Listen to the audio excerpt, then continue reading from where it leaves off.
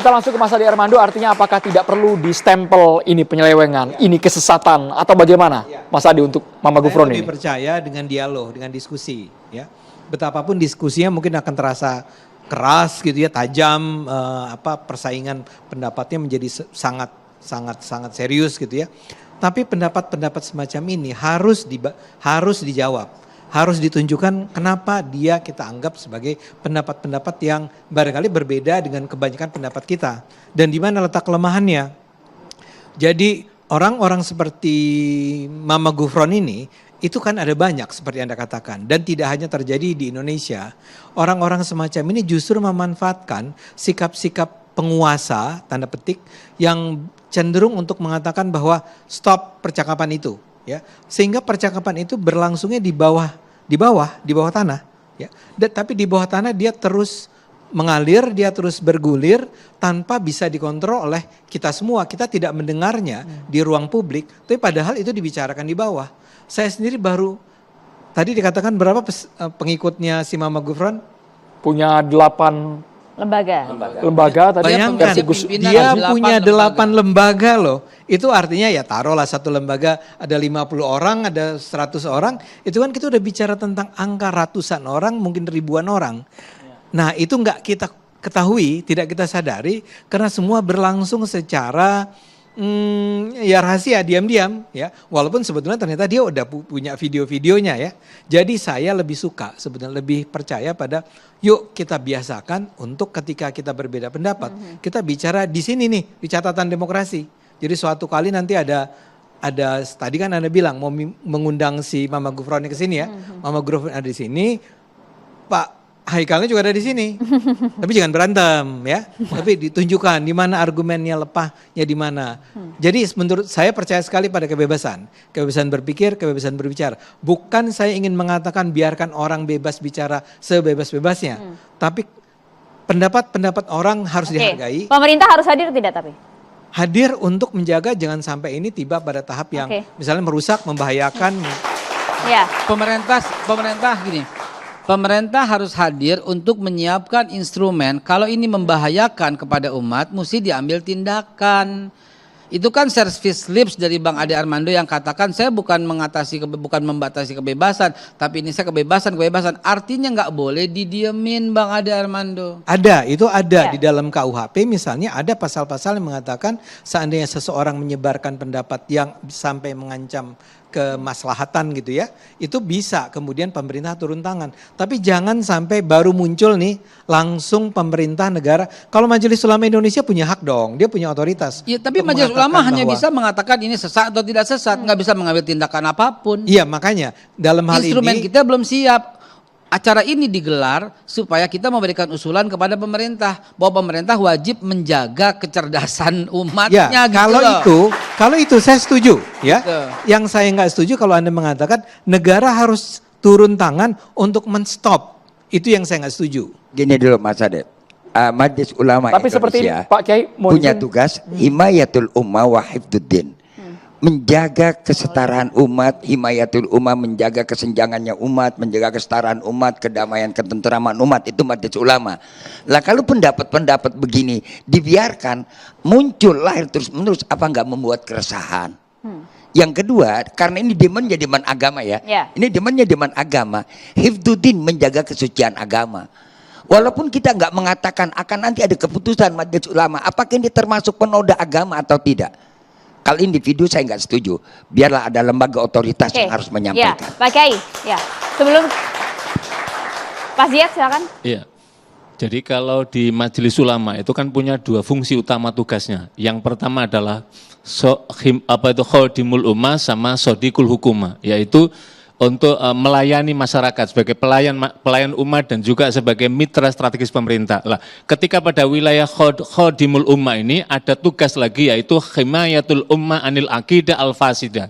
yaitu bagaimana tugasnya adalah memelihara akidah umat dari kerusakannya. Salah satu kerusakannya adalah ketika ada pikiran-pikiran yang menyimpang. Apa ukurannya menyimpang? Standar utamanya, karena ini ajaran Islam adalah Al-Quran dan Sunnah, dan pendapat-pendapat para ulama. Inilah yang menjadi rujukannya.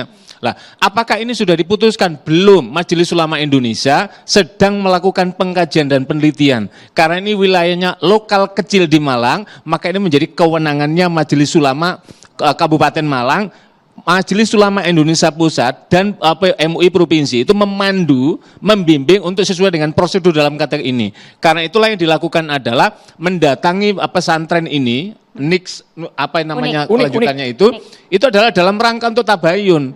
Dari meskipun tadi Pak Kiai Maruf tadi menyampaikan nggak perlu tabayun, sudah ada, tapi sebagai bagian fatabayun maka kita perlu lakukan tabayun. Lah, Majelis Ulama Indonesia ketika Rakernas 2007 telah memutuskan ada 10 kriteria aliran itu dinyatakan sesat. Salah satunya kalau kita lihat dalam konteks ini kan jelas sekali, misalkan menganalogkan bahwa Nabi Ibrahim itu bisa berkomunikasi dengan Allah. Nabi Musa sebagai kalam Allah berkomunikasi, itu Nabi dan Rasul yang Allah berikan mukjizat, maka ini tidak bisa.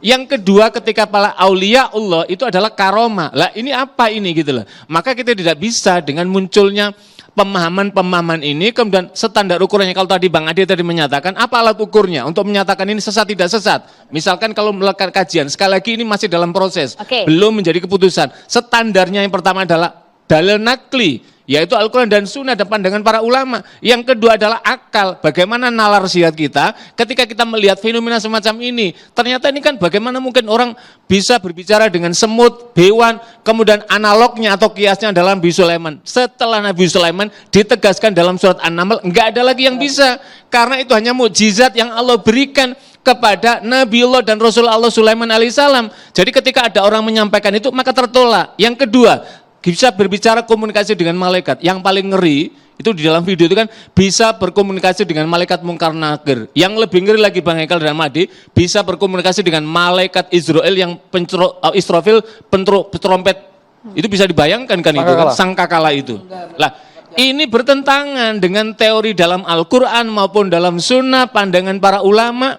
Karena apa? Enggak ada lagi, malaikat itu tidak punya inisiatif kalau tidak ada perintah dari Allah. Jadi manusia tidak bisa berkomunikasi. Nabi Muhammad saja itu malaikat Jibril yang mendatangi, yang menawari atas perintah Allah, bukan kemudian dibalik manusia. Apalagi pada tingkatan kita sebagai manusia biasa. Mas Ziyad, kalau tadi sudah bahkan disampaikan begitu tegas beberapa perbandingan antara analogi yang disampaikan oleh Mama Gufron dan juga beberapa kriteria yang dimiliki MUI, kenapa hingga saat ini masih dalam tahap kajian saja, belum diputuskan? Bukan. MUI Kabupaten Malang sudah punya catatannya, ada 10 poin dalam konteks ini. Tapi karena belum terkonfirmasi dengan pemilik ucapan dalam konteks ini, maka inilah bagian dari prosedur tahapan di kami. Belum bertemu artinya dengan Mama Gufron? Baru bertemu dengan muridnya saja, para santri yang ada di sana, tapi belum dengan pemilik Sohibul Kalam ini, belum ada, Sohibul videonya ini belum ada. Alasannya apa waktu itu pada saat itu? Kita nggak tahu apa alasan beliau sehingga bisa ketemu, karena itulah menjadi penting. Dan sekali lagi Bang Ade, Majelis Ulama ini bukan kemudian serta-merta sesat kemudian selesai, enggak. Tugasnya adalah ketika melakukan penelitian, dinaikkan di bawah, ini ada potensi, dirapatkan oleh Komisi Fatwa. Kalau nanti Komisi Fatwa dibawa ke Rapim, menyatakan ini ada penyimpangan, kemudian diklaim tadi itu, maka barulah kemudian Komisi Dakwah, Komisi Pendidikan bertugas apa? Mendakwai, mengedukasi, membangun rasionalitas mereka supaya dibimbing. Karena itulah penting menjadi pesantren-pesantren kita itu, kan kita jelas itu, bagaimana sanad keilmuannya, apa kitab yang diajarkan. Kan dalam teori pesantren kan ada 5 poin, apa tipologi pesantren. Kebetulan saya riset dalam bidang itu. Jadi ketika salah satunya apa? Ada kiainya, ada santrinya, ada asramanya, masjidnya. Dan yang paling penting adalah ada kitab kuning. Nanti ketika kitab kuning itu muktabar apa tidak, ini adalah bagian dalam konteks untuk melihat rujukan dari keilmuan, sehingga ini majalul ikhtilaf, wilayah ikhtilaf, atau majalul inkhiraf, wilayah penyimpangan.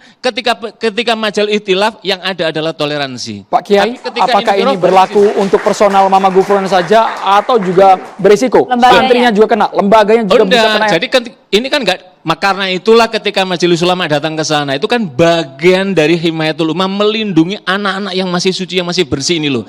Jangan sampai otaknya teracuni sehingga kelak dia tumbuh berkembang memiliki akidah al-fasidah, akidah yang rusak. Inilah tugas ulama. Jadi kalau apa tugas ulama? Ya karena al ulama warasatul anbiya. Ulama itu pewaris para nabi. Rujukannya dari mana? Quran dan Sunnah, pandangan para ulama. Maka kemudian orang dibimbing. Tapi kalau kata Pak Zen tadi, abaikan saja, kalau diladenin dia makin ke atas, makin masif, makin viral. Tapi begini juga Pak Zen Akhiribu ini, kalau misalkan dibiarkan saja, justru nanti akan menjadi opini publik bahwa ini betul. Karena tidak ada yang meluruskan.